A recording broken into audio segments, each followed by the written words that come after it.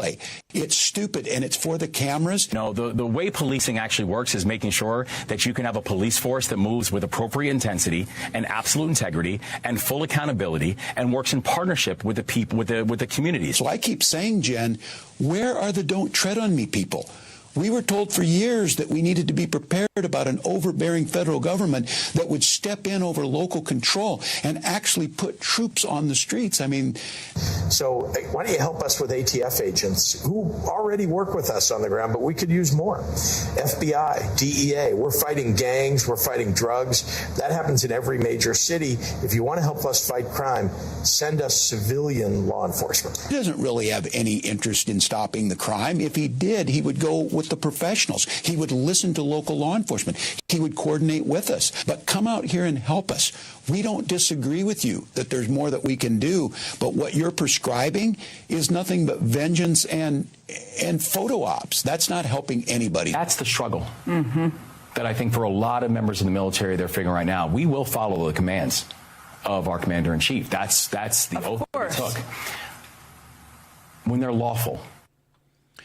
What a beautiful compilation of governors, from Pritzker to Moore to Governor Tim, Walz, Shapiro. I mean, it's just a great grouping of frankly, Democratic governors who are saying we are going to stand in the void for our people.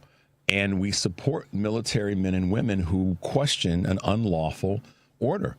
You know, for the people who, listen, those who've served or those who have family that have served, understand that you do follow orders and you follow the chain of command until it becomes an unlawful order. And there's some exceptions to that, and I'm not going to get into those details. But the point I want to draw back to is you had some folks on the right now who were talking about harming military men and women if they don't follow the orders to the letter from this lunatic in the White House.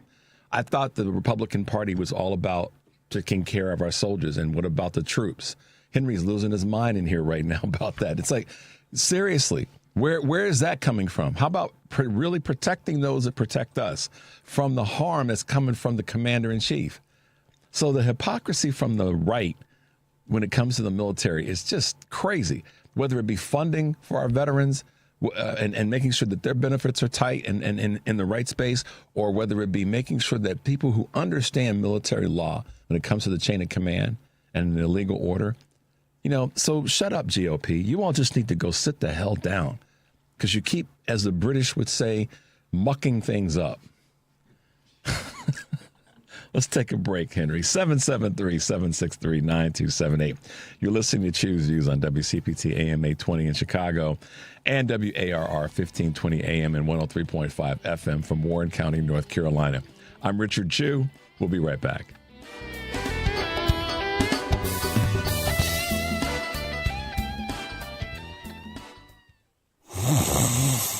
Sound familiar? At Mattress Firm, we understand there are many problems that can keep you up at night, like snoring, aches and pains, or sleeping hot. Our sleep experts have the unrivaled know-how to match you with a mattress that can help.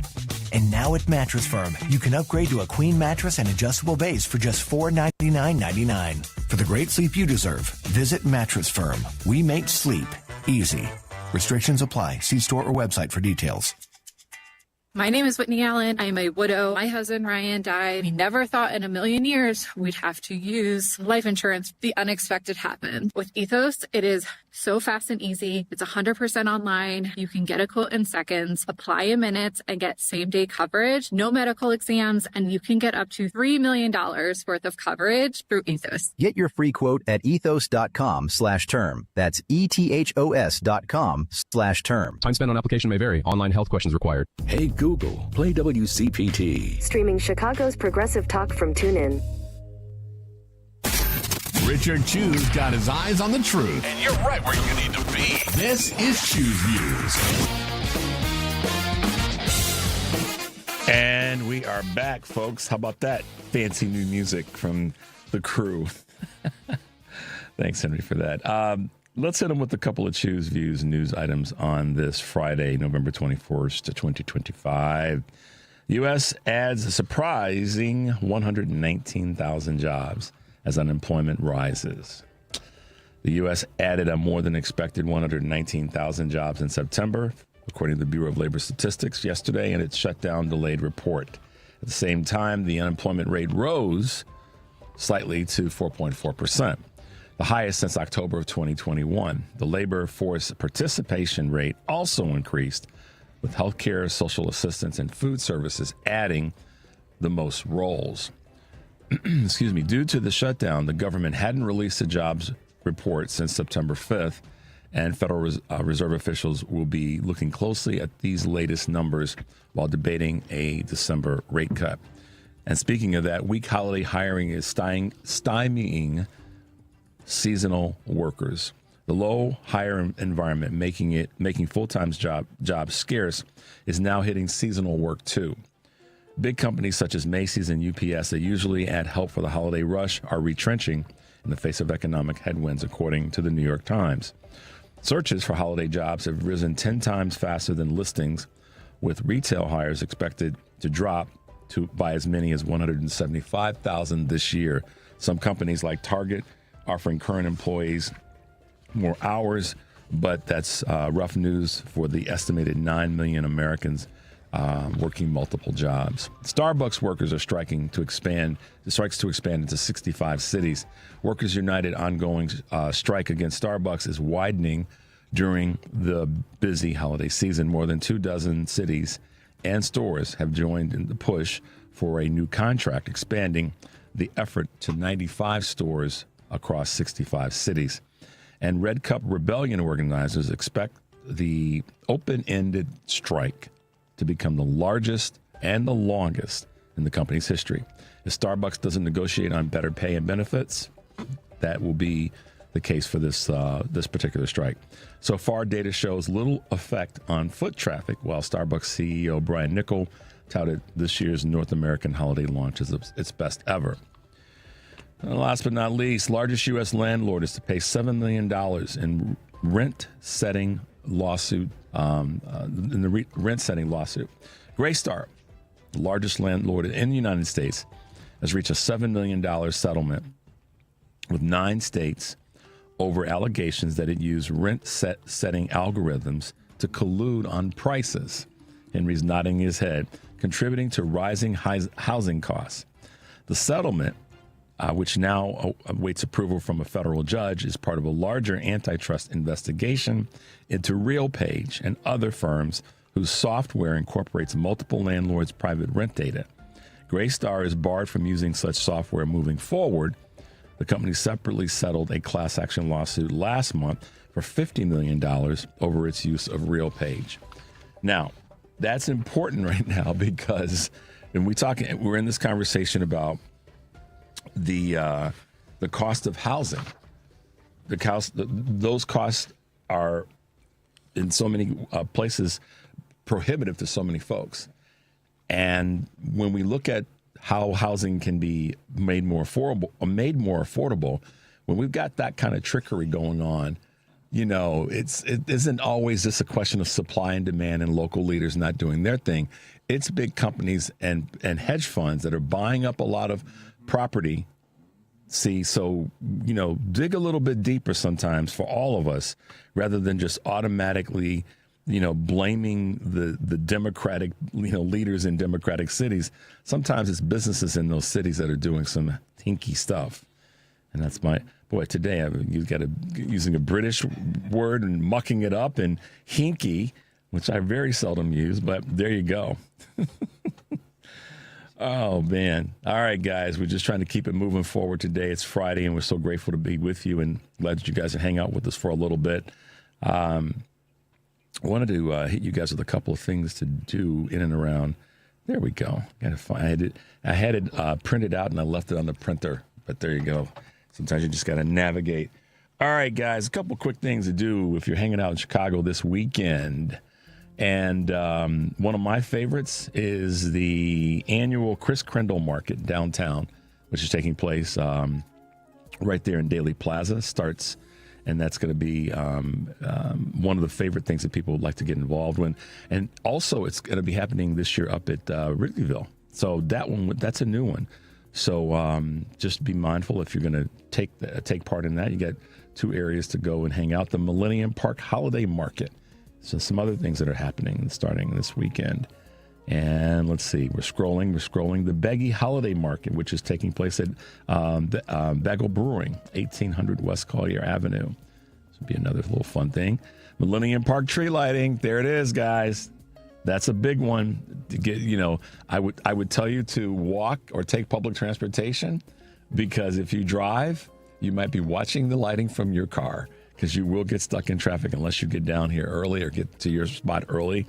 I remember 2 years ago, my wife and I went, and we were going to go to dinner at a restaurant not too far off of Michigan Avenue to celebrate her birthday. And we ended up having to park 5 blocks away, and we walked, which was fine. But we had forgotten that, that was happening this weekend. So just to let you guys know, a couple of big events that are taking place in the city this weekend. Art on Cardboard show is starting today, 1200 West 35th Street. Project Onward is sponsoring that. Another little opportunity. Candle making workshop. Where is that? Pilot Project Brewing, 2140 North Milwaukee Avenue. And this weekend, there's going to be tree decorating all around the city of Chicago, so make your way out. And if you're not in Chicago, I will say, this is that weekend leading up to Thanksgiving that it's going to be a busy weekend. People are going to be out and about getting their shopping done for Thanksgiving and starting some of their early Christmas activities. But whatever you do in this weekend, just give yourself some extra time wherever you're going to go, particularly if it's holiday related and you're getting ready for Thanksgiving. It will be busy where people are out and about. We know that it's going to be a tough shopping holiday season, and the cost of things are going to be a little bit higher and all that. But this is that weekend that everybody likes to get out and start that process. So enjoy it when you do. Be safe when you do, and give yourself a little bit more time in that process. So just be mindful of that. Wherever you are in the country, this is that weekend. So enjoy it, but be safe and be practical. There you go, guys. Just wanted to bring you a couple of Choose Views news items and also some things to do if you're in and around the Chicagoland area. Here are the updates that we'd like to give you as well. Today on Live, Local, and Progressive, Joan Esposito will be taking your calls the first half of the show, then talking to Chris Fitzsimmons and Mallory Shang of the Stories from the States podcast. Got to check that out. And film critic Rebecca Ford, Live, Local, and Progressive, weekdays 2 to 5 here on WCPT and heartlandsignal.com, as well as TuneIn. Driving it home tonight, Patty Vasquez will be joined by guest Natalie Ziemba. Who is that? We all know Natalie. She's a friend of WCPT. Member of the Woodstock City Council. Councilwoman Ziemba will be in the studio with Patty. Their guest will be Jeff Cohen, economist and candidate for in the 9th Congressional District of Illinois. So Driving it Home with Patty Vasquez and Natalie Ziemba today. Weekdays, of course, normally 5 to 7 p.m. Central on WCPT, AM 820, Heartland Signal website, TuneIn, YouTube, and Facebook. And then Saturday on It's the Democracy Stupid, Rick Smith will be in for Edwin Eisendrath, and his guests include Paul Wendy of Ironworkers Local 63. Paul's a great guy. And who knows, I might tune in and plug in and be a part of the show for a little bit.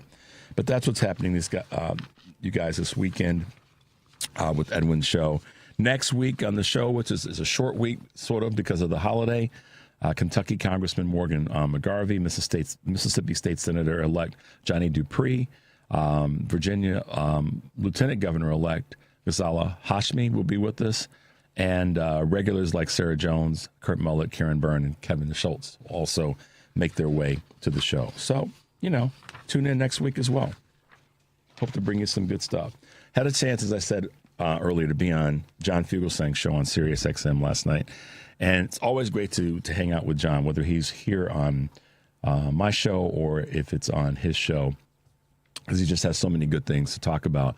But it was great hanging with him because one of the things that, he reminded us of is that the carnage that's taken place in so many American cities. We joked around about the fact that ICE has left Chicago in great measure, not completely gone, but they've looked to find another city to go and terrorize. So we, we had a chance to chat about that, and it was nice to hang with him for a bit.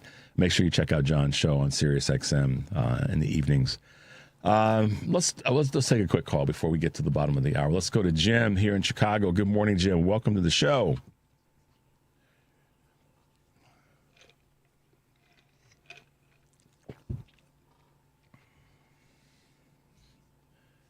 Yep.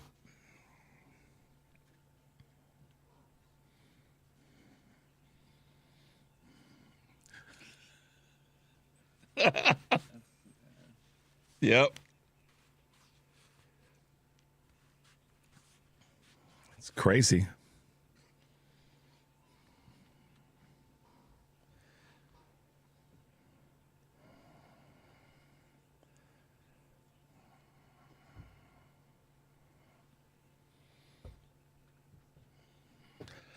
It's like the governor's clip. If we're going to spend this money to help when it comes to security in communities, put that money into the hands of the local professionals. Don't send in these troops and send in people that are going to actually cause more harm and create more uncertainty. It's just stupid. I mean, it's not even bad policy, it's just stupid by the administration.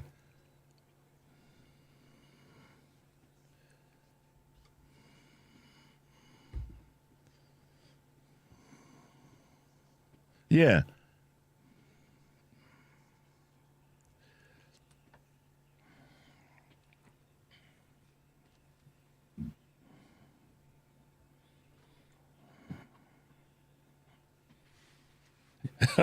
Yeah, not anymore.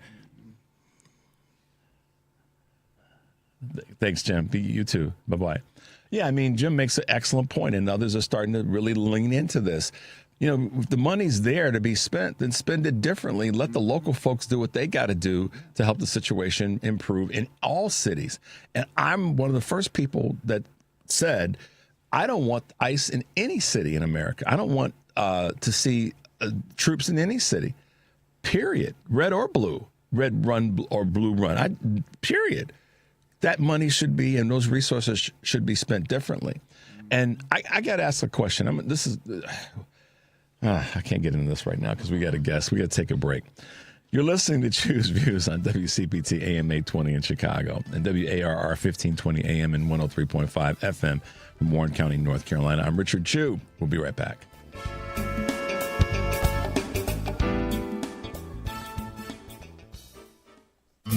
This is a WCPT Veteran Minute. In the mid-1800s, many American women were expected to follow what history calls the cult of true womanhood, where men would go off to work and women would stay home, taking care of the house, their children, and husbands.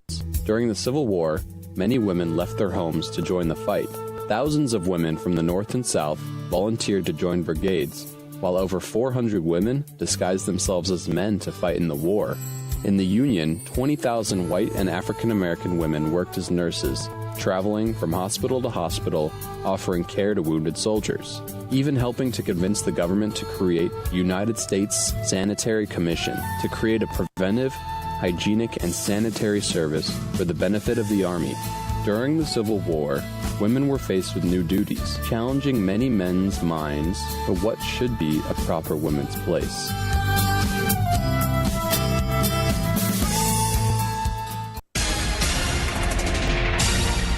You're listening to WCPT 820. Here's the latest Chicago weather update.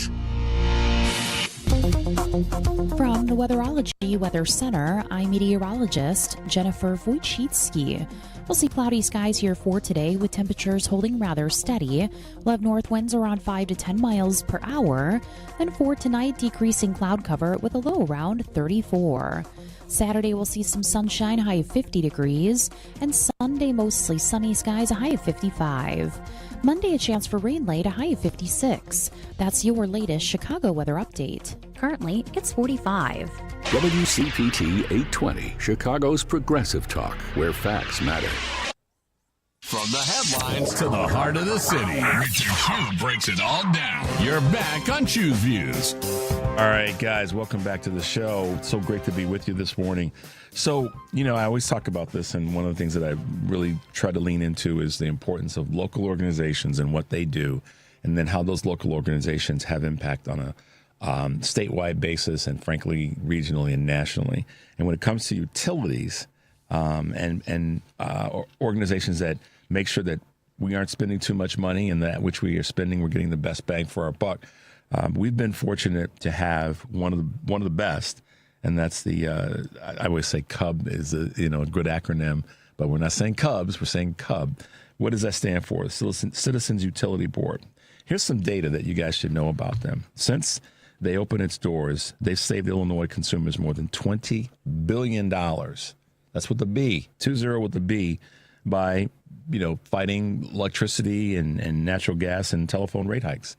That's a big deal, and that's an important thing to be a part of. And with us this morning is Communications Director at the Citizens Utility Board, Jim Chilsen. Good morning, Jim. Welcome to Choose Views on WCPT.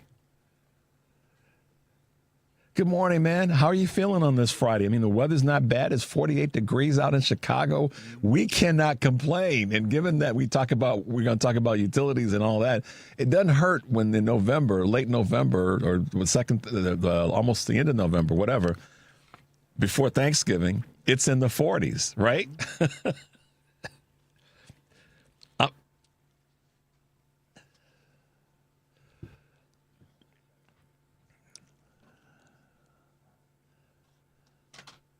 Yeah, a mild winter. I said this to one of our engineers last week. I said, okay, it can snow one more time before the end of the year. Christmas Eve. Listen, Jim, I'm selfish. I'm not going to lie. I'm not going to front.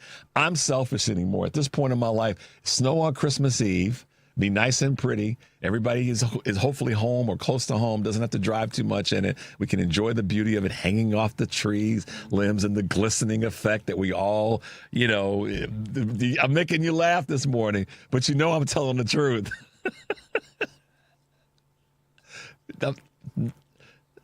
No, but with that comes a reality that, and this is where I'll ask you a question. It's kind of two parts. Tell us a little bit tell the audience a little bit about the Citizens Utility Board, and then talk a little bit about your observations about climate change / global warming. Let's get into that for a little bit. Then we'll work our way back to some of the things that you guys are doing. But talk to us about the organization.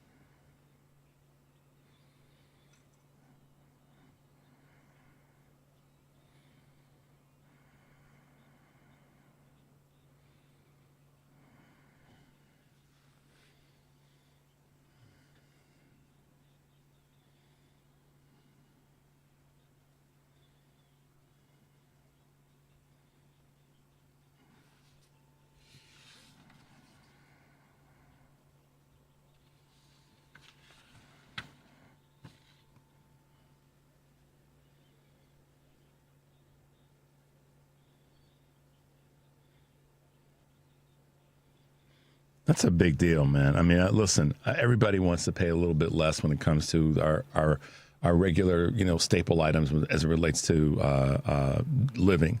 And, obviously when we talk, we can get the conversation around groceries and sustenance and all that's a big one. But we want to be able to pay a little bit less for the things that we have to have. We have to have heating and cooling. We have to have power sources so that we can function. I mean, that's the progress that we've made as a society, but we want it to be as affordable and consistent. See, one of the things that I think it gets really people over the barrel, man, and you probably know this better than most, is the inconsistency of what happens when there's a rate hike. I mean, when you we'll just do some simple math. You're paying $50 or $100 a month for whatever the utility is, and then it suddenly jumps up to $65 or $125.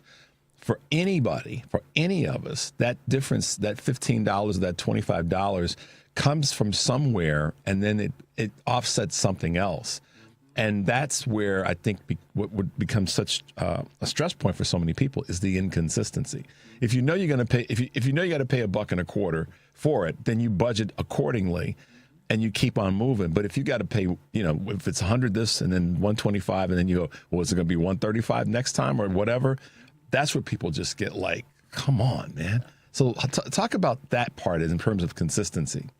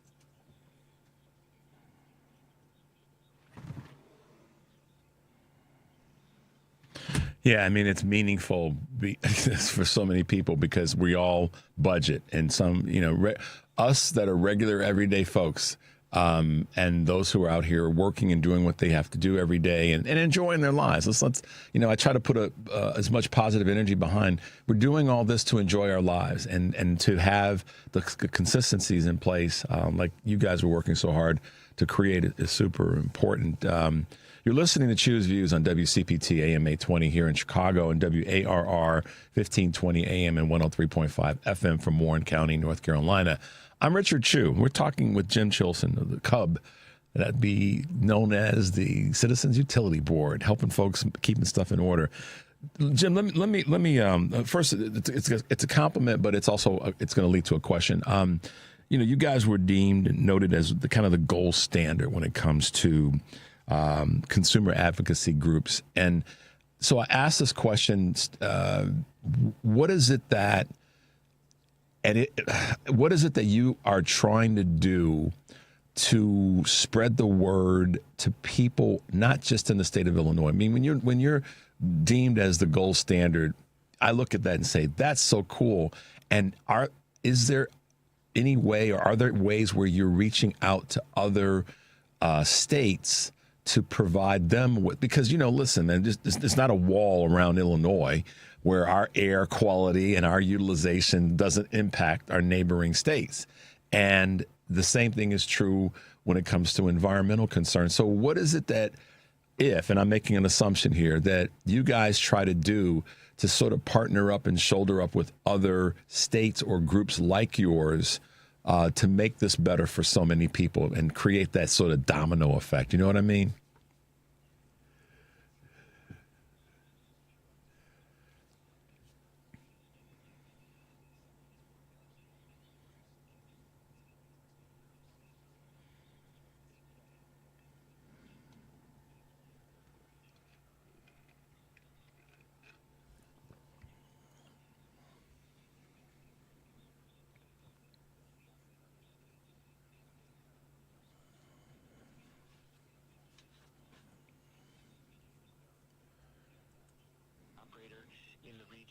That freeze, yeah.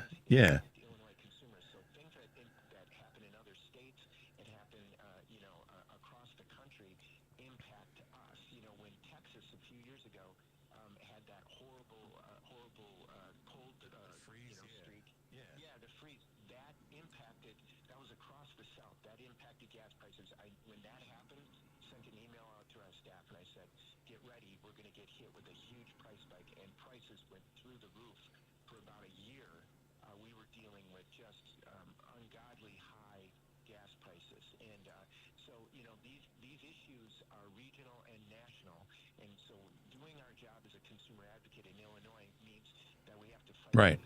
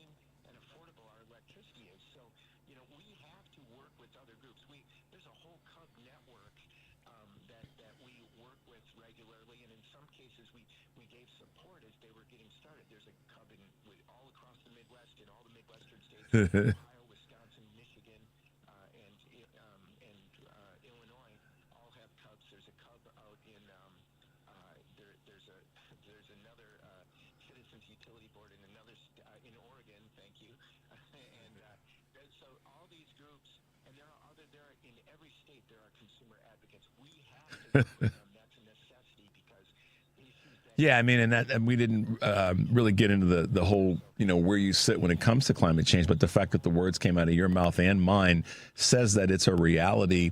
And I think that, I would say this is more my opinion. I think that people recognize that it's happening, but we're all so busy going about our day and doing what we do that to get involved in the actions and the organizations that would help to offset it sometimes seems daunting for people. So I wanted to ask you, as you spend so much time and wonderfully helping people when it comes to something literal like what's on their bill and what mistakes might be there, but are you seeing people that are coming to any of the meetings or the workshops or contacting you that ask questions about climate change, ask questions about the environment? Do you ever have those kind of engagements?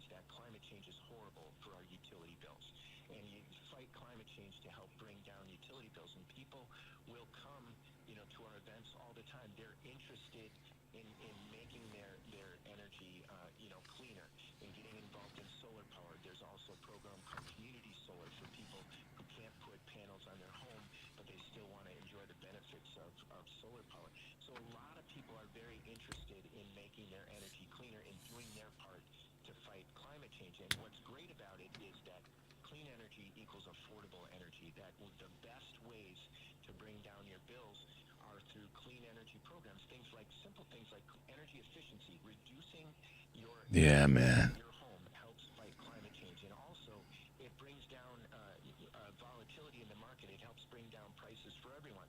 That's one of the things that was so heartbreaking about the end of these energy efficiency tax credits, from that legislation, is that these programs have value far beyond the people who use them to make their homes more energy efficient. Is because when you put solar, when those tax credits help you put solar panels on your home, they help you make your home more energy efficient. That helps bring down prices for everyone, and it makes the grid more reliable. So this is a damaging,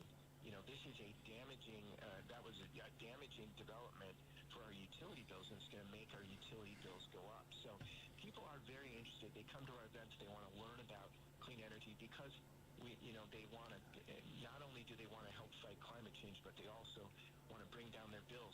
We did a study a couple years ago that said just in northern Illinois with Commonwealth Edison, the utility here, that people could pay $20 billion in higher electric bills in decades to come because of increased heat, which means increased air conditioning costs. So that's one thing I think we've been really helpful at is spreading that narrative that. Wow, and I'm so glad I was able to remember to ask you that question. One of our listeners just sent me a message asking this question. Essentially, your opinion about you talked a little bit about this earlier, or just before a hot second, of the people who knock on your door asking to switch their electric providers. Are they legit or are they a scam? And I know that might be a hard question to answer, but I'm going to put it out there because one of our listeners wants me to ask you that.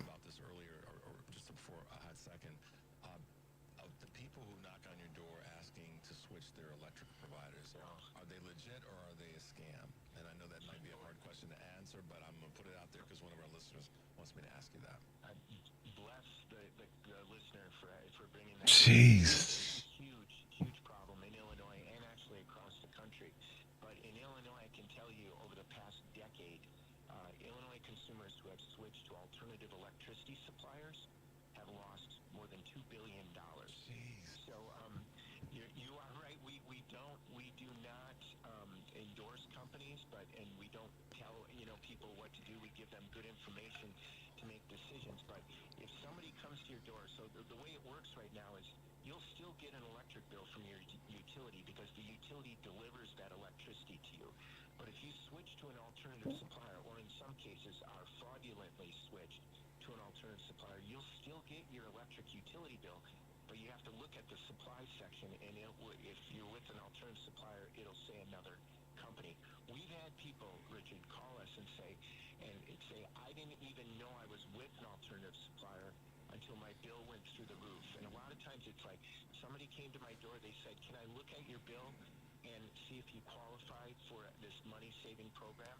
People give over their bill. If a person who is unscrupulous comes to your door and gets that account number, they can switch you without your consent, and that's something called slamming.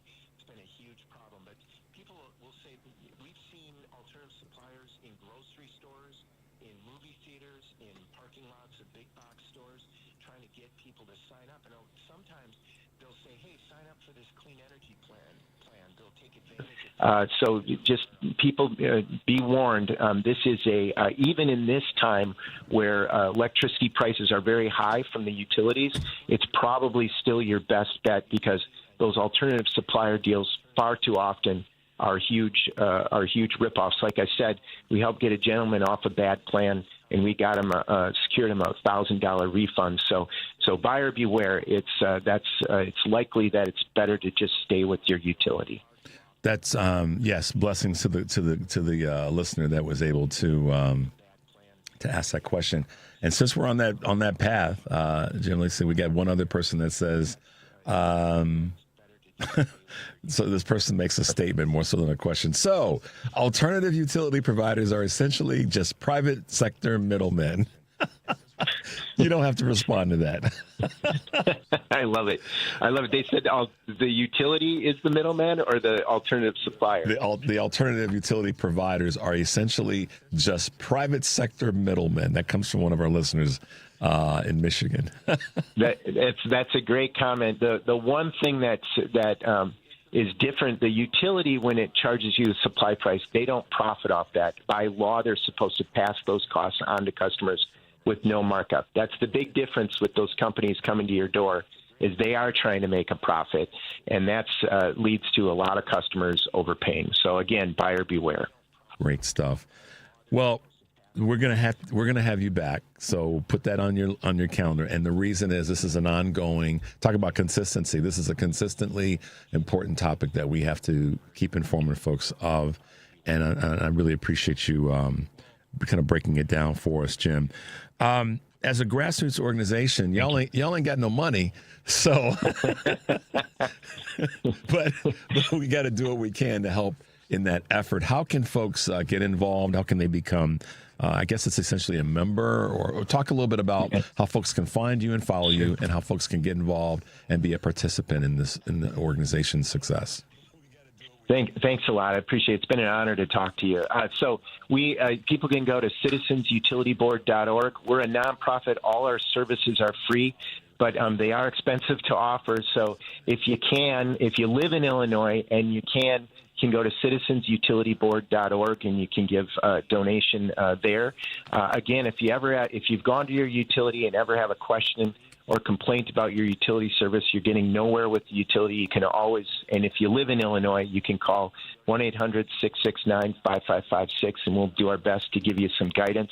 But and if you live in another state other than Illinois, you can look for resources in your state. Just about every state has a consumer advocate for utility customers, so you can look in your own state to see what options you have. But yeah, if people live in Illinois and need some guidance on utility issues, they can go to citizensutilityboard.org. Fantastic. Jim Chilsen from the Citizens Utility Board. We appreciate you taking the time to be with us, but more so we appreciate the work that you do to keep folks as best they can be when it comes to these prices and just having some consistency in being able to budget. So thanks, Jim. We really appreciate the hard work that you guys do. Oh, thank you, sir. And you keep up the good work. We appreciate the hard work you're doing. Will do. All right, Jim. Have a great weekend, a good Thanksgiving, and stay safe, okay? Same to you, sir. Thank you. All right. Bye-bye now. Henry, let's take a quick break. I think he's got. I had some text messages from people saying we want to hear you. So I think we got that resolved. So, all right, guys, 773-763-9278 is our number. You're listening to Choose Views on WCPT AM 820 in Chicago and WARR 1520 AM 103.5 FM from Warren County, North Carolina. It is WCPT. This is Choose Views. We'll be right back.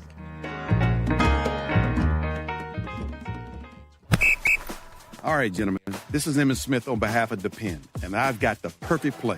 Run straight to your doctor's office for a life-changing catch. Because when prostate cancer is caught early, it's up to 99% treatable, and one blood test might be all it takes. And now through November, Depend is donating to the Prostate Cancer Foundation for select purchases. Talk about a great play.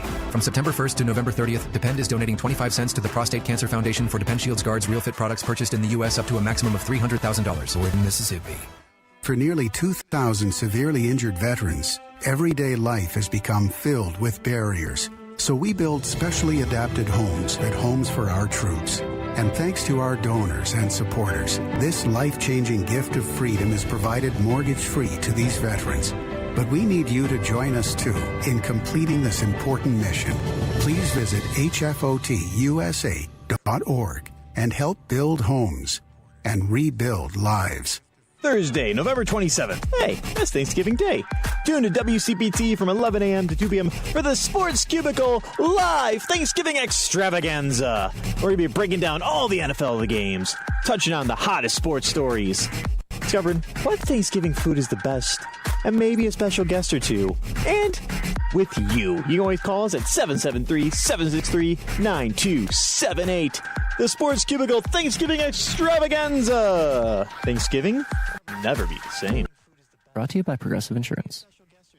Not only does Progressive let you bundle your insurance, but they also give you round-the-clock protection. Quote today at Progressive.com. AP News, I'm Marcela Sanchez.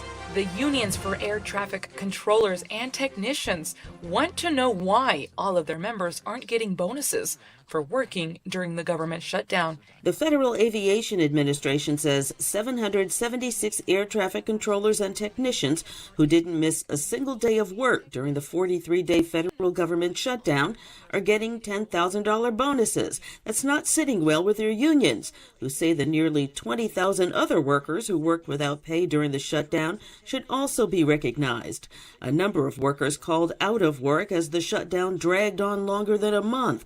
Some of them got side jobs. Others weren't able to pay for child care because they weren't getting a check. Their absences forced delays at airports across the country, and some flights were cut.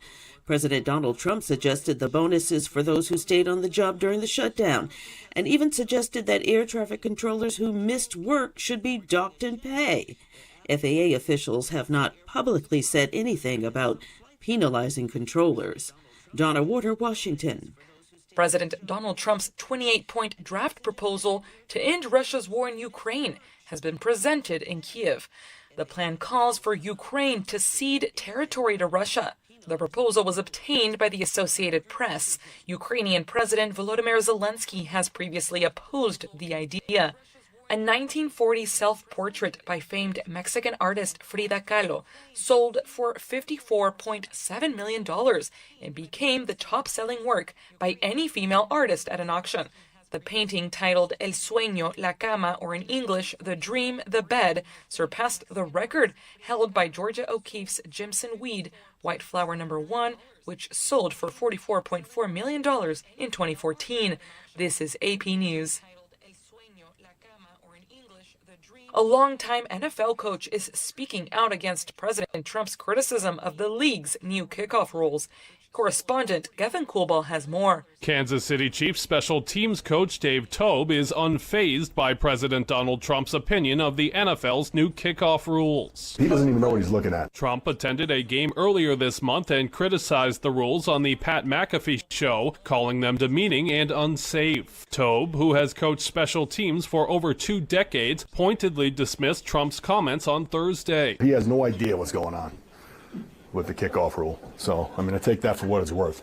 And I hope he hears it. The rules, made permanent this year, require the ball to be kicked from the 35-yard line, with players waiting at the 40 until the ball is touched or lands. I'm Gethin Coolball. More on this story at apnews.com. I'm Marcela Sanchez, AP News. This is 8:20 a.m. WCPT Willow Springs, and streaming worldwide at WCPT820.com. We are Chicago's progressive talk, where facts matter. Now, your WCPT 820 weather update. From the Weatherology Weather Center, I'm meteorologist Jennifer Wojcicki. We'll see cloudy skies here for today with temperatures holding rather steady. We'll have north winds around 5 to 10 miles per hour. Then for tonight, decreasing cloud cover with a low around 34. Saturday, we'll see some sunshine, high of 50 degrees. And Sunday, mostly sunny skies, a high of 55. Monday, a chance for rain late, a high of 56. That's your latest Chicago weather update. Currently, it's 43. Get organized and save big money with Dakota Closets at Menards. Dakota Closets can be installed in any room, from home offices and laundry rooms to walk-in or reach-in closets. Use the You Create Closet Planner, available in-store or online, to design a Dakota Closet system that maximizes your space and matches your style. Plus, check out our weekly flyer on Menards.com for more great deals happening this week. Save big money at Menards. Hey, looking for a winning team on a winning station? You found it right here on WCPT 820 AM.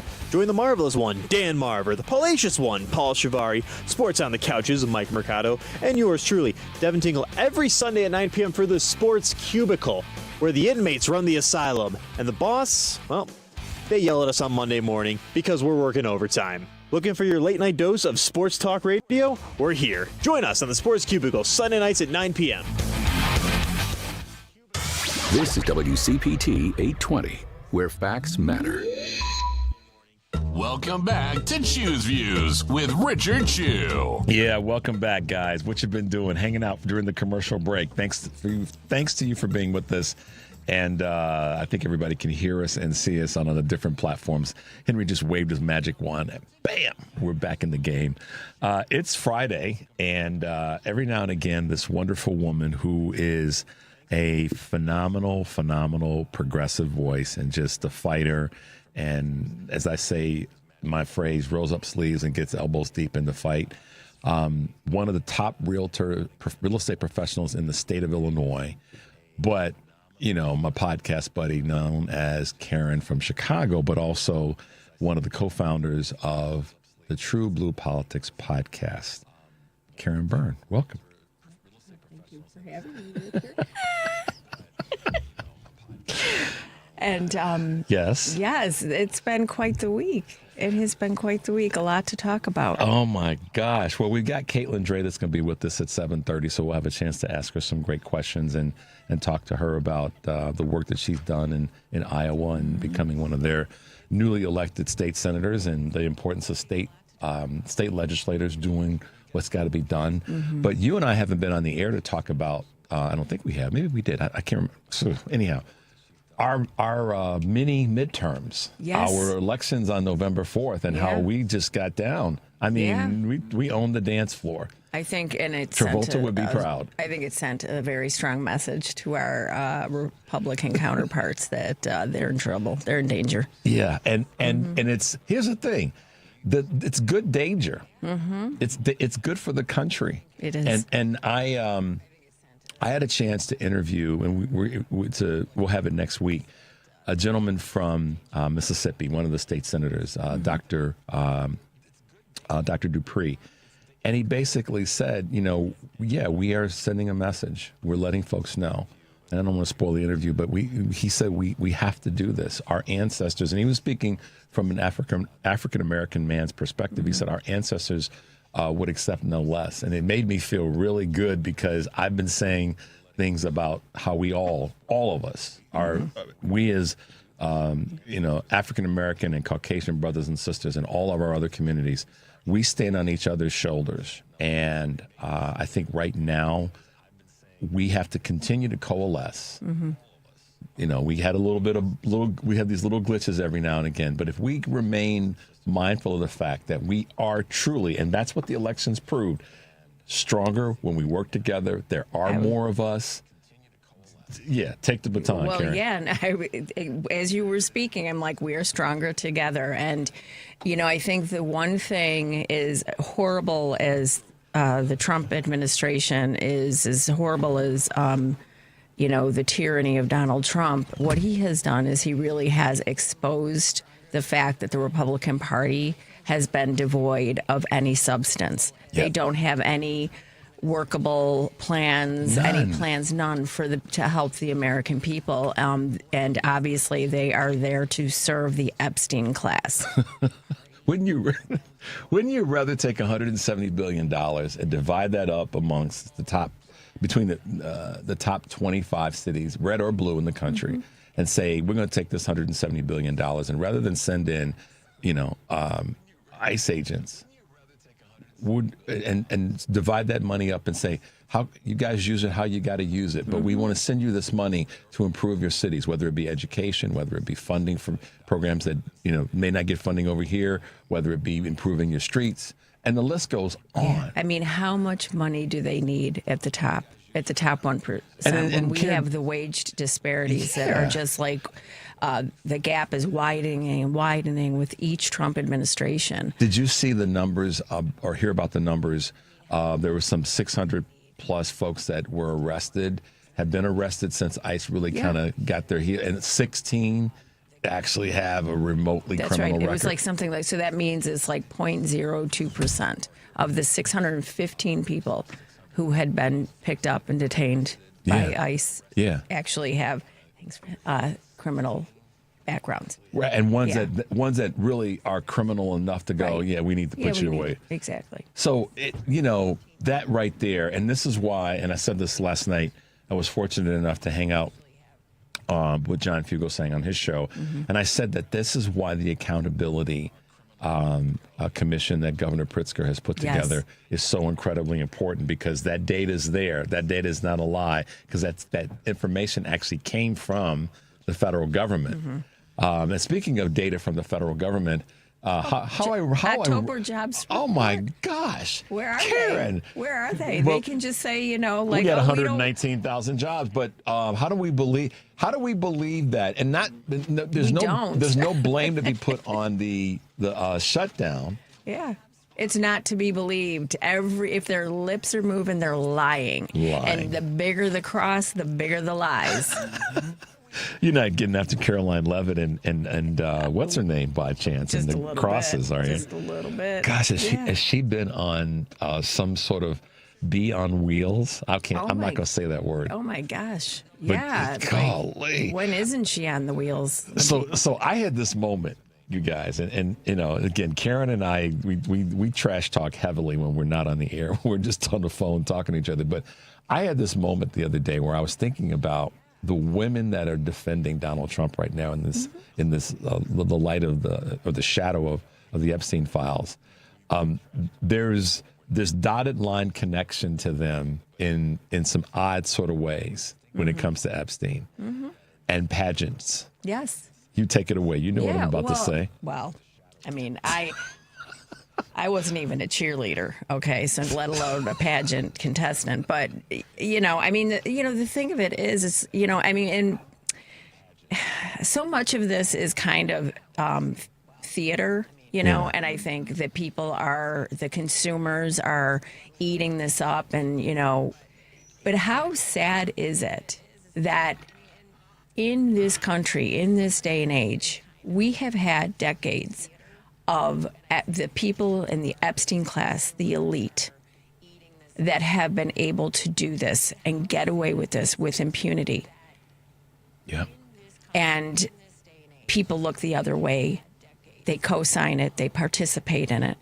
In the same breath, and I say think how that much we they care really about do children. need to do some soul searching to figure out how we do better in the future, and how, and I am not in the camp of like every woman should be believed. Okay. Cause we have seen a few situations where, and I think of Al Franken and what happened with Al Franken.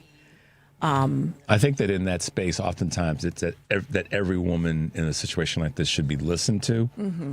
Yes. And then we start Absolutely. there. And if there's evidence to back it up, and there's due process, but everybody is afforded due process. Right. But there was plenty of evidence, and the cover up that this is, this is an international thing. Yep. We have a former prime minister. And when I was listening to Virginia Giuffre's book, and she was brutally raped by this man. I know. And she said it was the worst attack she had ever experienced. And so, while this is, kind of, it's like, all right, this may be the thing finally that we have to take Donald Trump down. And I don't think it's going to be the thing. I'd like it to be, and then the women to get the justice, the survivors, to have not the the victims. justice, because this is what it's about. It's about getting women justice and But having they're not women. going to. For me, what's more important here, and I didn't mean to cut you off, No, Karen. you're okay. One of the things that for me that's more important in this space right now, and I actually had to be reminded of this early on in the conversation about it from Sarah Jones, in fact. For me, that what's more important, I don't care if this takes Donald Trump down or any of these people down. I hear the thing about them going to jail and that, and I get that. That's part of how justice is going to should be served. This is where I have to put my reality cap on. Right now, for me, what's more important is that these women get heard. Yes. That they get to speak their truth unfiltered and not have to worry about who's coming after them because they spoke their truth. Because some people have lost their lives in this situation because they spoke the truth. So I want them to be able to continue to speak their truth without having to have these other Republican women try to pretend like they're suddenly down with them. Oh, sure. And I'll get to that in a second. If Donald Trump doesn't get, and here's the reason why I don't want people to get their hopes up too high about this is going to be the thing. Because does that mean that the Justice Department decides to turn on its heels and say we're going to open an investigation into him and prosecute him? And that ain't happening. What I mean by taking down I mean by the people. Oh, right. That's where. Yeah, I'm with you on that. That's what I mean. We're in the same red flyer on that. I want the folks to say. Look, where's Bill Barr? Can we talk about where is Bill Barr in all this? Eating bonbons and Hostess Ho-Hos. He was the AG when Epstein hung himself. Yeah. Which I don't buy for a minute. And there are too many people. And that's why I have no confidence, because Bondi was the one that gave what's his name? Deal. Right. Yeah. So I don't have any so the people. Yes. The folks that have been aligning themselves with MAGA, whether they be MAGA far gone right, MAGA less than that, or MAGA that's in the middle, which to me is the description of the GOP party right now. Right. They are all complicit because they have the handles of power. That's why I wasn't impressed by the fact that all but one person voted, because that's what they're supposed to do. Right. That's their job. Well, and especially when they ran on it. Right. I mean, they're the ones that ran on it. Somebody was saying, I was watching Jasmine Crockett. And she just was laying it all out for him. She's just like, you say, like, well, why didn't Biden do anything about it? Well, and, Jasmine, said Joe Biden and Democrats didn't run on it. But more than that, I'm going to say there was an ongoing investigation and trial with Ghislaine Maxwell. They were prosecuting that case. Bingo. So that's why, just so that people understand, because I've heard a lot of people say that, multiple presidents dropped the ball as far as, getting that out there and doing something about it and releasing the files. But that is a bit of an explanation. And Obama, I mean, my gosh, are you kidding me? It's also deflect. See, part of that is, this is where I've been really trying to speak to this in every moment that I can. You're listening to Choose Views on WCPT AM 820 in Chicago and WARR 1520 AM and 103.5 FM. From Warren County, North Carolina. I'm Richard Chu. We're talking with the great Karen Byrne from TruBlu Politics Podcast. Karen.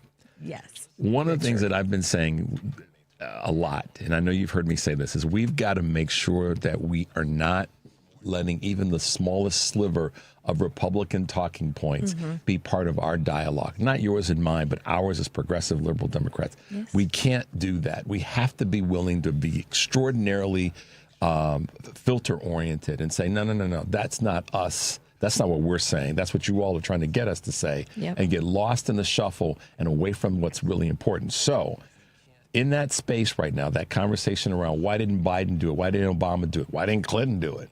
And saying that it's the Democrats' fault, da-da-da. So then, here's what you don't hear, which proves that it's Republican talking points that have seeped into the dialogue. I haven't heard one person say, why didn't Bush go after it? Right. Exactly. Right? So that tells you that it's Republicans that are trying to put on us, once again, their talking points to do what? Distract and deflect from the fact that it's their boy that's still in the driver's seat of all of that, no matter who else is in the clown car. Because they didn't say, how come George Bush too hasn't said anything about do the investigation? I haven't heard anybody say that. I believe, and I'm not trying to, that we're the first to actually have the conversation.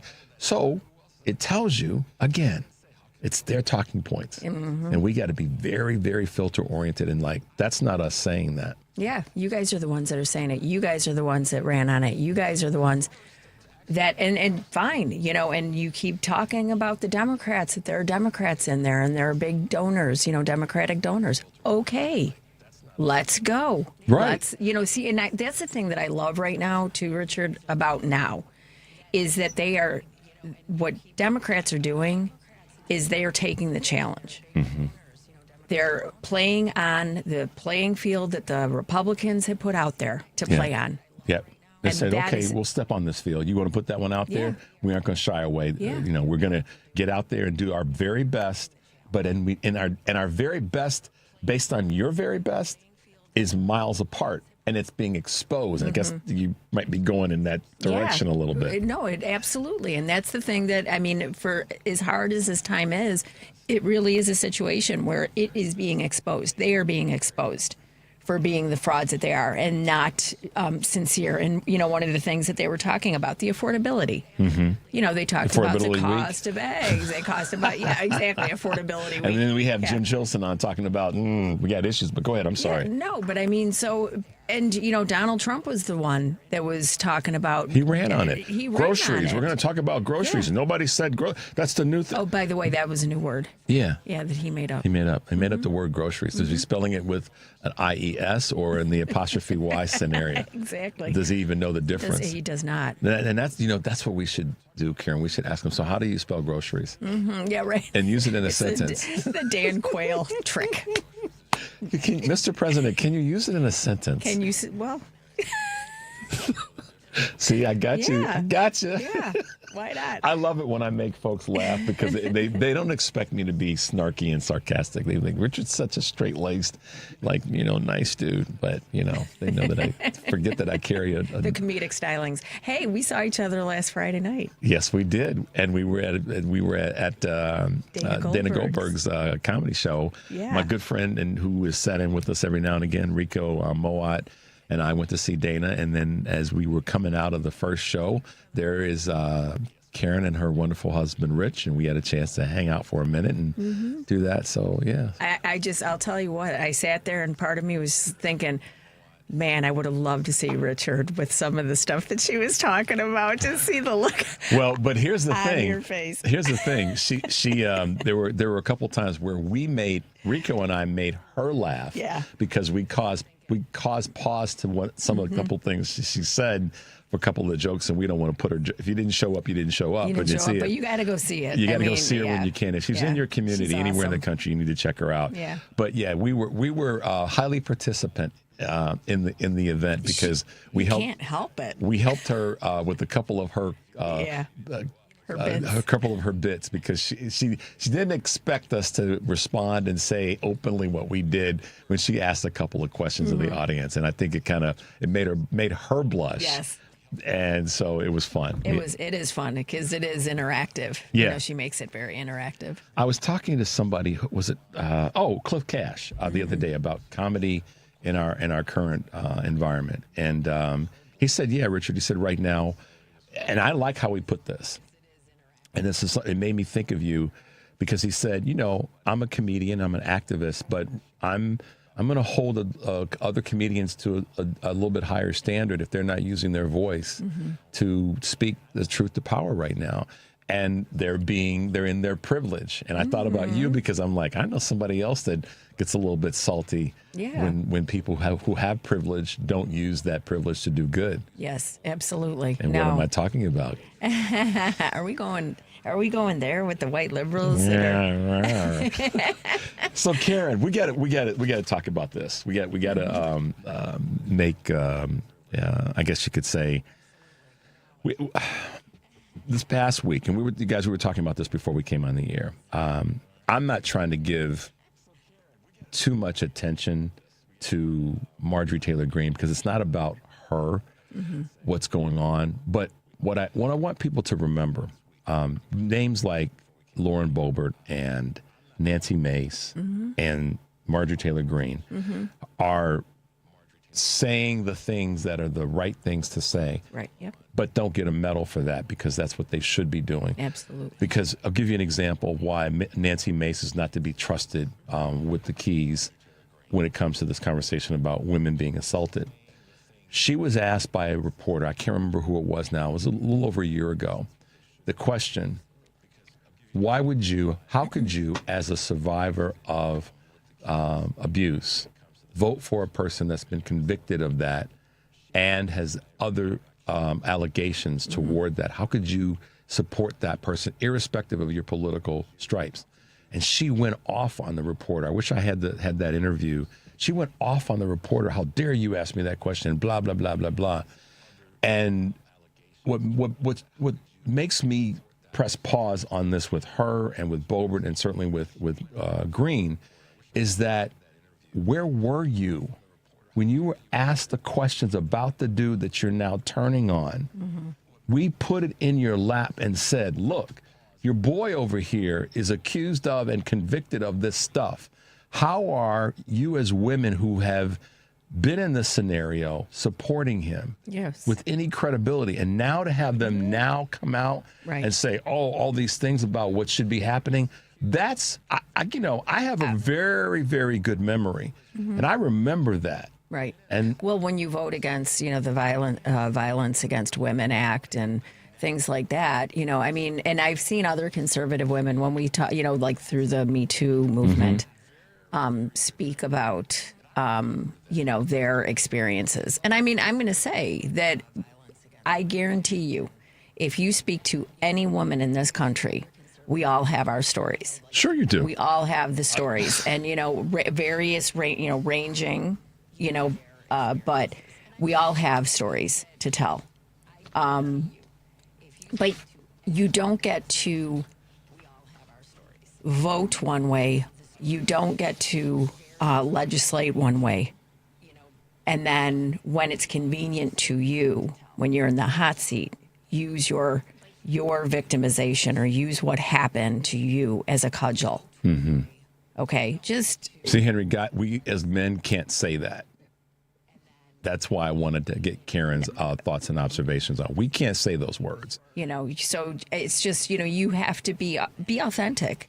If this is something that this is a major issue for you, and for so many women it is, and it should be. Right. It informs how we navigate through the world.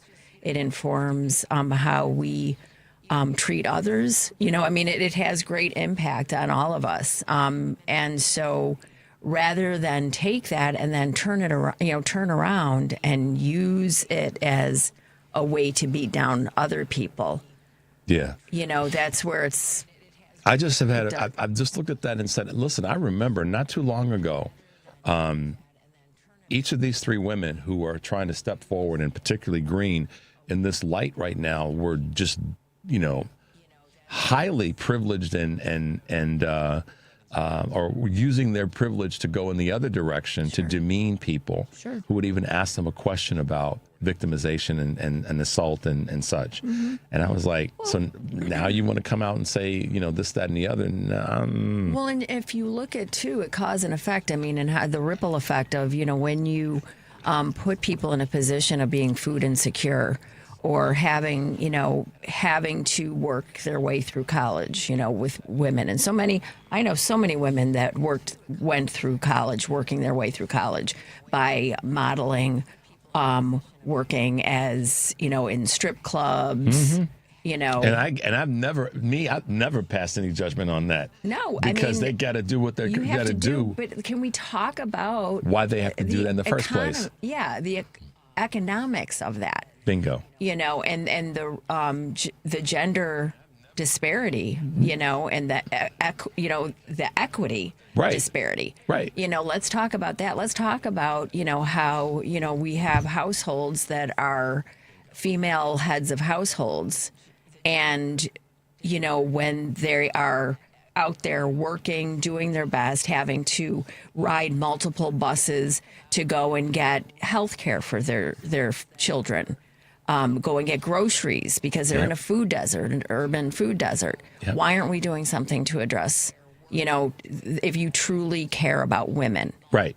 If you truly care about women, then that's another part of this. Let's change some of the system. Let's do some of the things so that it makes it easier for women when they are in the most challenging positions, to be able to sleep at night. Mm-hmm. Provide for their families, provide health care for their children. Take away the thing that pushes them in a situation where they have to have 2 jobs, 3 jobs. That's to be away from their children, and their children are now exposed to the things that can cause them harm. Yeah. And the list just goes on. Let's fix some of those core issues. Yes. And stop voting so some people are going to get upset with what I'm about to say. Let's stop voting people in who forget about that. Yes. Or from the jump, they don't have a platform and a desire to fix that and make, to use the word equity, make it right so that people aren't in a situation in the first doggone place where their lives are constantly in turmoil, where they're constantly working. They don't have any time to sit down and breathe.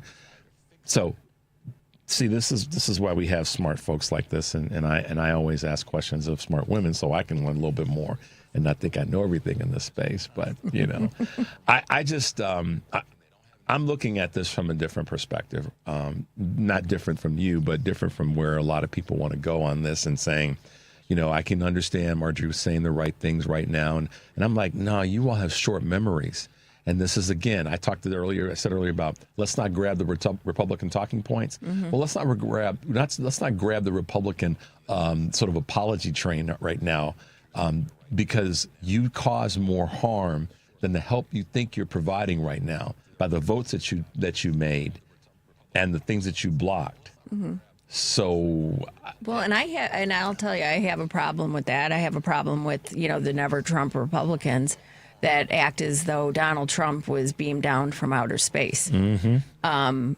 Because, they set the stage and now they're like, can you believe this? It's like, yes, I absolutely can believe it because you guys are the ones that set the stage for this. You guys are the ones that defunded education, so I think it was, I think George Conway was talking about Caroline Leavitt, and, she made some ignorant comment about, no check, that Donald Trump doesn't need checks or something like that. And he's like, doesn't she know how government works? Doesn't she know history? Doesn't she know? And it's like, George, I'm just listening to him say this and I'm like, no, George, she doesn't. Because guess what? The Republican Party has worked to defund education. They have left it up to the states to decide what people are going to learn. The majority of people in this country have never taken civics. Yep. They have never taken any government classes. They have, and they want to rewrite history. And never mind the whitewashing that, even in Oak Park, which, was becoming a more liberal community, the whitewashing of history in this country. So, no, she probably didn't. She probably didn't. And because she has been manipulated, because this is the thing, like we talk about the white men at the top and what they do in the white supremacy, but we don't talk enough, I don't think, about the people that they're manipulating. Yeah. They wouldn't be able to do what they do if it wasn't for them being so adept at manipulating people and with racist dog whistles, with using a 24/7 propaganda channel and owning over 90% of the media. They wouldn't be able to get away with that. So, and this is them that have laid the ground for this. This is them who have indoctrinated, who have radicalized these people. Yeah, it's true. Just for their own greed and power. That is definitely not changed. We're going to take a break, guys. The number is 773-763-9278. You're listening to Choose Views on WCPT, AM 820 in Chicago, WARR from Warren County, North Carolina. I'm Richard Chu. We'll be right back.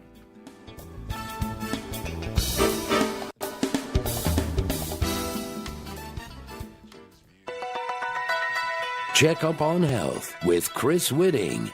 Adults who were abused as children are twice as likely to develop health and mental health conditions, according to a study of 80,000 Americans from the University of Toronto.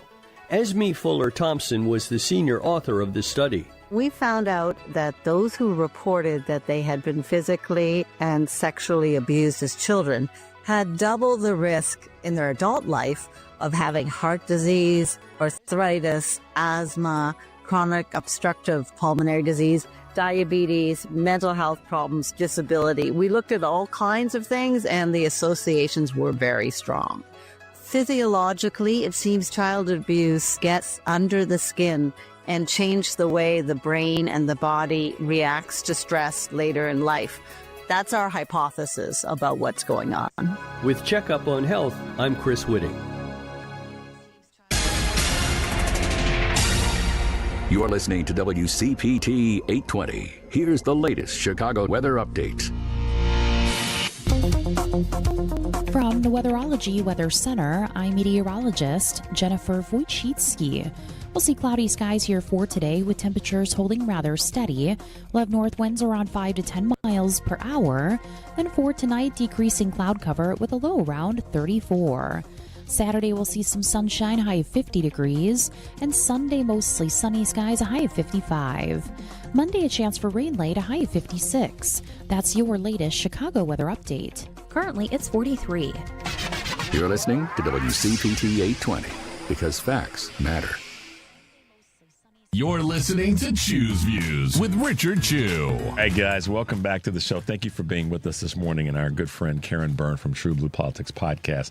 I'm like the luckiest guy in the world because I have nothing but strong, smart, competent women around me, and that's the way I like it.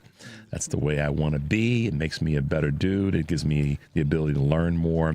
And, you know, when I've said before the importance of state legislative actions and state legislators being our pathway back to having control as we should in this country, because our ideas are better. They just are. No more apologies about it. They are better for the larger numbers of people.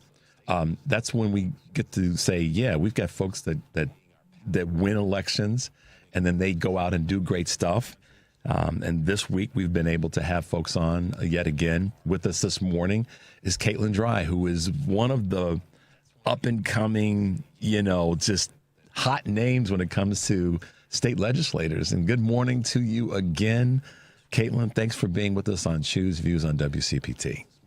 My pleasure. Thank you so much for having me. How you been the last few weeks? I mean, you got the sneakers and you got the gym outfit, and you're ready to rock and roll. What's been going on? Yeah. So Election Day was August 26th. Got sworn in on September 15th, and since then it's been a lot of meetings. There's been a moment where I was like, I kind of like campaigning almost better than the meetings, but it's been just really exciting to get to say that I'm, State Senator Catelin Drey, and my 5-year-old is so proud of that, which is, I'm raising another incredible, smart little woman, and I went and got to speak to some Girl Scouts last week, which was exceptional. Like, when we say the kids are all right, they really are. It was a group of probably 10 or 15 young ladies between the ages of 5 and 13. And they had exceptional questions, but my daughter came with, and she sat down next to one of the grownups and she said, "Do you know my mom's a state senator? I'm really proud of her."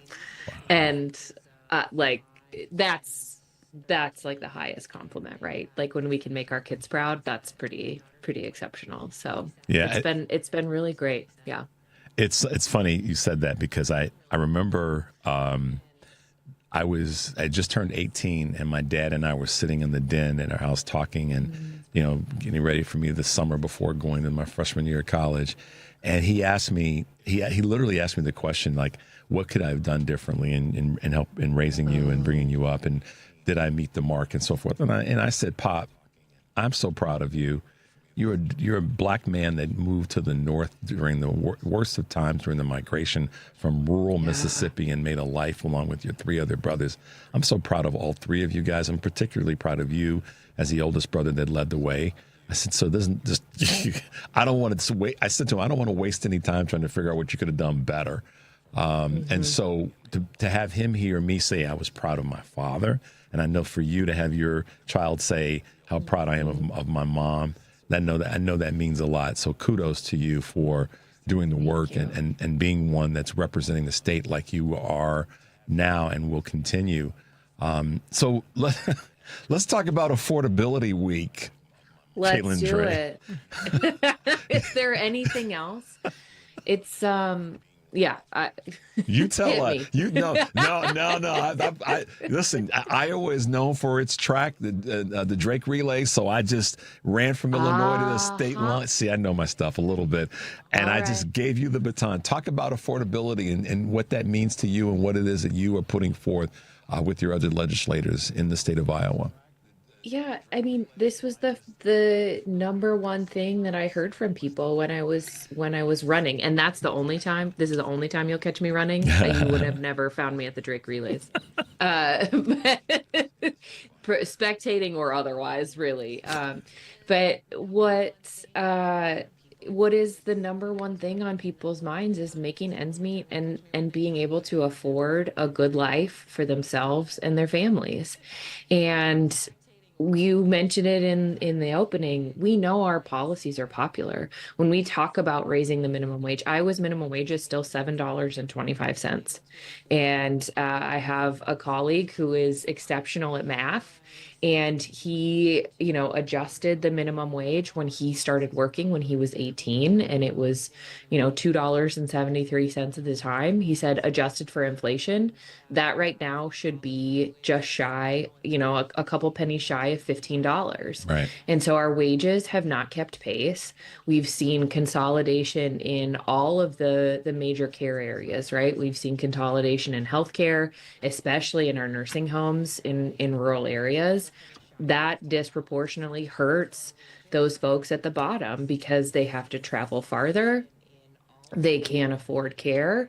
Our health insurance premiums are about to skyrocket, and we don't see any action from our Republican colleagues at the state or federal level to do anything to improve that. And it's really frustrating, I think, for people to watch and feel like their electeds don't understand them and don't care. And so the affordability crisis is solved by hearing people that are closest to the pain. And disproportionately, our representatives are retired white men. And they don't have the same fears and day-to-day experience that people who are working right now do. And so they can't relate. And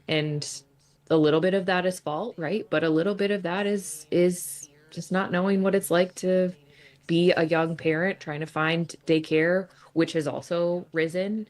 And so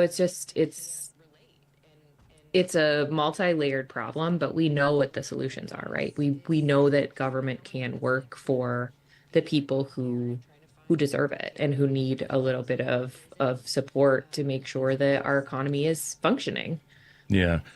Yesterday, I was fortunate enough to have on Pastor David Black. And if you recall, he's a pastor that was hit with a pepper ball by ICE here in Chicago at the detention center out in Broadview. And one of the things that he talked about, Catelin, is, or I should say, Madam Senator, that he talked about is it's important for us to, we talk about speaking truth to power, but he said, let's speak to the pain that people are feeling right now. Absolutely. So talk about that as it relates to how you're putting together legislation, how you're working with your, folks on the right and the left to make sure that we're addressing that, or that you're addressing that in the state. Yeah. So our session hasn't officially started yet. And so right now I'm working with my Democratic colleagues in our caucus to talk about the issues we want to raise. And I'll be frank that we are still in the minority. And a lot of the things that we are going to put forth starting in January will not be popular with Republicans because they have a different agenda. And so when we talk about solving some of these problems, it really is a collective effort. Uh-oh. She's still with us? We'll retry. All right, Karen, we'll keep talking. Okay. Yeah, she's fabulous. Yeah, well, and I think too, she was just talking about, it may not be popular with Republicans, but I wonder about, in her campaigning, is it popular with the voters though? Yeah, in the conversations that she was having. Yeah, right? When we come back, if we get a chance, why don't you bring that? Because I was thinking about that. Yeah. Like, okay, but what do the voters really? What do the voters want? Look, the legislators, the Republicans, that are in, of course they're not going to, because as we were discussing, they don't have they're devoid of ideas, policies. Their interest is not in actually delivering for the people. And so, that's I think the biggest, that is what really matters is it may be, is she back? Caitlin, you there? I'm back. I'm back. Zoom was having a moment. Good morning again. Hi. Morning, Will Robinson. Guys, you're listening to WCPT. Listening to Choose Views on WCPT AM 820 in Chicago, WARR 1520 AM and 103.5 FM from Warren County, North Carolina. I'm Richard Chu, and we are having a great conversation with Catelin Drey, who is newly elected in a special election senator of in Iowa. And she was just kind of helping us understand how she's navigating with her colleagues, both on the left and the right, and their upcoming, when their session restarts in January. You were talking about Republicans aren't going to like what you guys are bringing to the table, but go ahead. These policy issues, right? We know that Democratic policies are popular. Right now, those issues are going to be solved electorally. And so we're going to do everything that we can to hear people who are close to the pain, right? I got an email from a family just a couple of days ago, and this story was honestly heartbreaking. And it felt insufficient for me to say, I'm so sorry that this is happening to you. I'm going to work to connect you to the right people. And what else can I do? And the response that I got was, it feels so good to be heard. Thank you for your response. And an email back seems like the absolute barest of minimums. Yeah. And we're not seeing that response, right? We know that people don't feel heard by their current representation. And so we are working on putting forth good policy ideas about housing, about childcare, about healthcare, but we don't have the votes right now to enact some of those bigger sweeping changes that are necessary. And so we will be talking about what that looks like and hearing from people, but we've got to get some more seats before we can really make some big changes in Iowa. And people are desperate for that, really. Well, my good friend Karen Byrne, who is a host of the TruBlu Politics podcast, is hanging out with me this morning in studio, and her brain peaked up when you talked about the Republicans not liking what you're bringing. She had a comment and question she wanted to throw your way. Please, Karen, I would love to hear it. Well, thank you for your hard work and congratulations, first of all. Thank you. And as you were speaking, I thought, okay, so the Republicans that are, in the Senate with you, it may not be popular with them, but as you were campaigning, as you were door knocking and canvassing and actually having these conversations, did you notice that, what were the voters saying? And of those voters that were giving you their opinions, did you find that there were a lot of Republican voters that were expressing the same concerns? So we had a shortened time frame. It was 47 days from the day of nomination to election day. And so we really focused on turning out reliable Democratic voters. But my husband has a bevy of Republican friends. And he said they don't like what the other guy is saying. They don't like what their team, not to break it down to that level, because we're all on the same team at the end of the day. But he's like, they don't like what that other guy is selling. And, stick to that message and keep having those conversations. But really the first thing was, something has to change. Just this desperation almost of people to say, like, I did everything right. I followed all the rules, and I still feel like I can't get ahead. I can't relax. I can't take a deep breath, and acknowledging that pain and saying, yeah, I hear you. I feel that same way.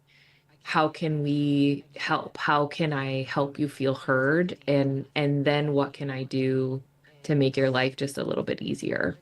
Pastor Black said it, and one of your nearby state colleagues, Dr. Dupree down in Mississippi, who just got elected, he said kind of the same thing. Yes, Mississippi broke the supermajority too, didn't they? Come on, y'all. I mean, that's why I keep saying our ideas are better, Madam Senator.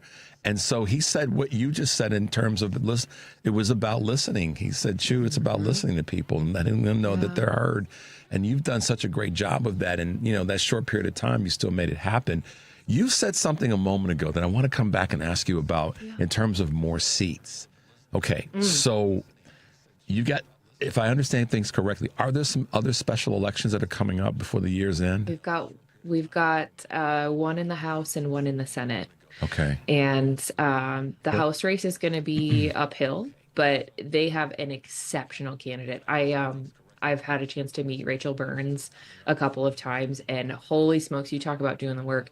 She's a speech and language pathologist. Okay. She's a volunteer firefighter, and she has a huge district, right? So it's a rural district. That's the other thing that I'm learning is like my doors were real easy to knock because they are very close together. Right. But you find some of those rural spots and she's traveling 10 or 15 minutes in between doors. So that's a huge time commitment. Yeah. And then the other special we have coming up is the late state senator Claire Celsey passed away, and Councilwoman Renee Hardman is running on the Democratic side. And holy smokes! I think do you all get to talk to her next week? Yeah, we're going to talk to her next week. Did I get a little preview? I don't want to spoil it.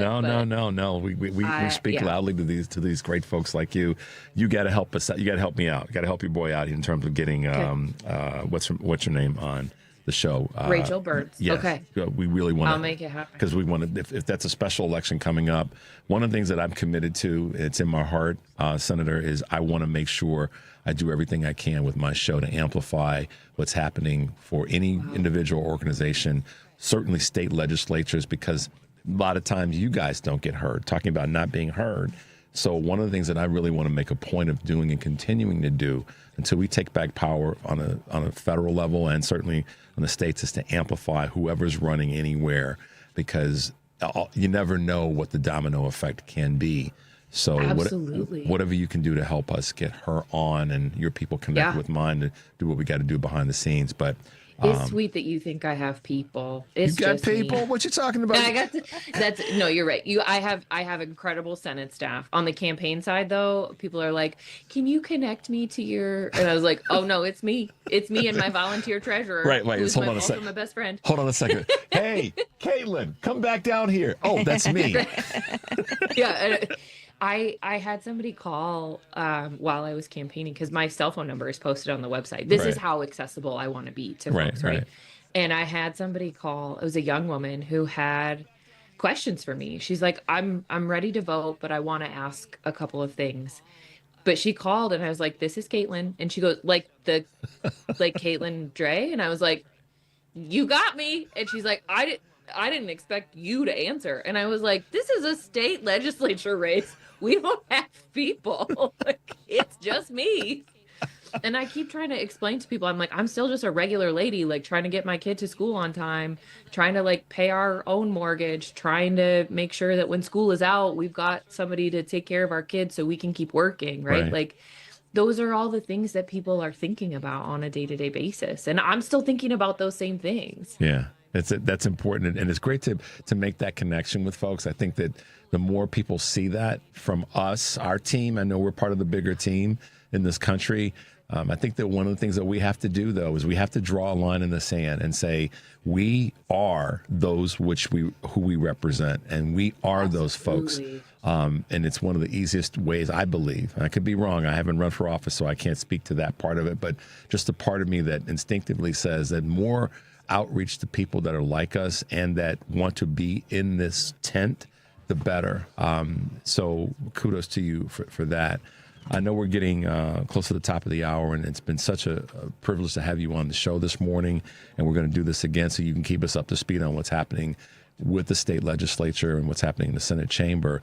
But Karen said a moment ago about what the voters are feeling, what the voters are thinking, and we know that you don't have the numbers right now, but if there is a message to all of the voters to take a page out of what Karen just said and asked you, that are on the other side of the aisle, so to speak. What are you going to take into 2026 when you guys are back in session that says this is what we as a state have to do to move our state forward? What is that big sort of overarching, red flashing light message to all of the state of Iowa? Mm-hmm. Hear what we are saying when we talk about, I understand the struggle of trying to find a doctor in a small town. I understand what it's like to not be able to find childcare in an emergency situation when you're like, I have to go to this meeting or I have to volunteer at this thing and I can't find a place for my kid to be safe while I'm trying to do the things that I need to do to live a good life, right? And it is incredibly hard to admit that what you believe to be true is not true. Yeah. But it's okay. Like it's okay to make a different choice. That doesn't have to be forever. And I extend that and to those of us already in the tent. I just had a conversation with somebody about this yesterday. We have a woman who needed reproductive health care, and because of the laws in Iowa, she was not able to access that in a timely manner. She spent weeks trying to get the care that she needed. She admitted on social media, I'm a conservative voter. This is not what I asked for. And I had somebody who's very much in the tent, right? Mm-hmm. She said, it's so frustrating that it took this experience for her to understand how hurtful and how devastating this situation is for people. And I said, absolutely, it's frustrating. And we have to let her into the tent gracefully. Shaming people for the choice that they've made in the past has never worked. And it's one of the hardest things. I will be the first to admit it, that like there is no stronger desire for me to be like, we told you, we tried to tell you so many times. Catelin, we've been saying Karen is like, right? Praising Jesus back here. We didn't wait, Senator. We didn't try to tell folks. We told folks. Right? And I know what you're saying. It's hard as hell, excuse me, so just like, wait a minute. We told you not to touch the stove, but your hard head said, well, I don't believe what Catelin said. I'm touching How bad could it be? How bad could it be? Mm-hmm. It's pretty bad. It's pretty bad. I will tell you, just like to give you, I read parts of Project 2025 for fun. Like before I was running, that was my hobby, right? I was reading it and I'm like, this is bad. And we've been on the front lines of that. Texas, Florida, Iowa has all been the testing ground for some of the worst parts of that manifesto. And so I was screaming it from the rooftops. I'm like, it's going to be real bad. From April 1st of last year, and I know we're tightened up. From April 1st of last year, pretty much through the election, Karen and I spent every Friday talking about pieces of Project 2025. We were some of the first in terms of local radio, if not throughout the country, that were on broadcast talking about it every single Friday. And yeah, we made it plain. And then Taraji P. Henson was on the BET Awards and just broke it down. But kudos to you for having the grit and the patience to be able to say, we still have to try to help that person get in the tent. If they're going to come in the tent and act right, then yeah, we want them to, and bring some more people so that we get the numbers, going back to the voters, so that we can change state legislatures like you've been able to do and navigate in that space and make a difference. So, Senator, I'm so proud of you and so grateful that you'd be on the show with us this morning. And I know I asked my favor already of trying to help us get other folks in. I'm going to email her right now. Well, no, I have her phone. I'll text her. You see? Because she doesn't have people either. She got you, so that you're her people. We belong to each other, That's right? In the state of Iowa and in the world. Other than your cell phone, how can folks find you and get involved in your work? DreyForIowa.com, DreyFor Iowa, all spelled out.com. I'm also Painfully Millennial, so they can find me at Drey for Iowa on Instagram and on Facebook. I spend a lot of time doing the scrolling, and I'll be the first to admit it. I know. Well, Karen's got a big smile on her face because she appreciates seeing other strong women doing what you're doing. Absolutely. Thank you so much. Thanks Karen, I'm gonna come to your sermon. When I popped in, I was like, "Who is this woman?" I don't know that. So, hey, you can come. You got a new fan. Hey, listen, TruBlu Politics. You have to have a conversation because my co-host Anita is from San Antonio, so she's feeling the pain of the overturning of Roe. So, and it is very heavy on her mind. Yeah. Thank you for being with us, Senator. We pleasure. appreciate you. Have a safe weekend and a great Thanksgiving, and we'll keep reaching out to the folks in our neighboring state to amplify your voice. Thanks for being with us. Thank you. All right, bye-bye. Wow, guys, all I can tell you is we got there. Train was running hard. Stay tuned for the Stephanie Miller Show. Karen, thanks for being with us today. Thanks for having me, as always. Take a deep breath, y'all. Make your life count. We'll see you next week. Oops.